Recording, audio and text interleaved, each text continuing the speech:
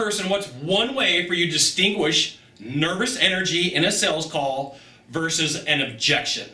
I'm Sylvan Bell. I'm coming to you live from Sacramento, California on a perfect day to talk about sales and a perfect day to talk about you. Now here's the thing. It doesn't matter what product, widget, gizmo you sell. You're going to have some buyers who show up right from the start and they're going to give you what you may think is an objection.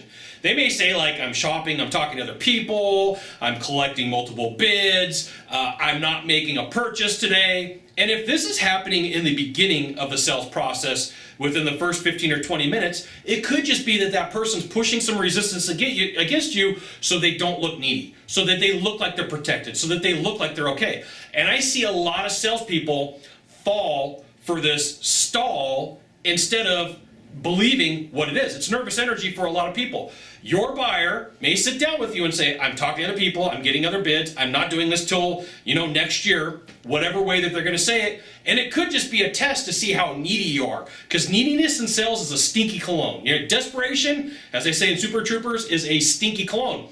And what I'll find is when I ride with a salesperson, instead of just, asking about it, well, what do you mean by that? Or what's going on here? They get full on in the very beginning of the call into objection overcoming mode and they go way overboard, right? So let's just say I sit down with a company and they say, hey Scott, we're not doing training for the next 6 months. I go, okay, cool, tell me about that, right? No big deal, not a big conversation, just give me an idea of what that means. And then that person explains it and I go, okay.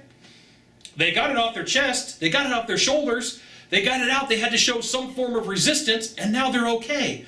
And I'll tell you, sometimes it's true that that's what they're thinking, but if you don't go through your entire presentation, you don't go through your entire, discovery phase where you're asking the right questions to find out what's going on, and you automatically turn into the defensive salesperson, it's going to hurt you, okay?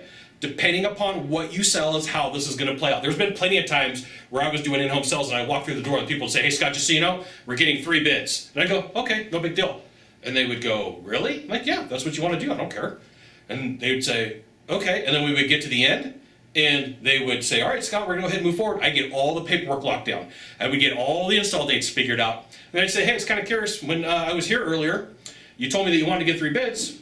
What's going on? What changed? And they go, we really didn't want to get 3 bids. We were just doing whatever we did to protect ourselves, roughly, right? This is the conversation they would have. They say, we're just happy with what we got. You were a cool dude. Let's go ahead and move forward, right? I would tie it down at the end of the call. Questions in the front, questions in the back, make sure everything's good, so that they talked it out and they got it out of their system.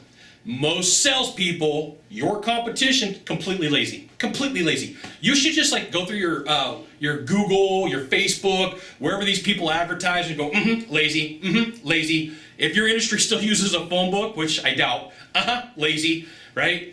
Most salespeople are inherently lazy. This is why you can take their lunch money. You got one thing to do from here, just one thing. Find the subscribe button and click on it every time I send out a video.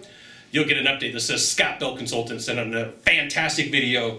You should check it out, which you should. We'll see you soon. Thanks for dropping by. Aloha.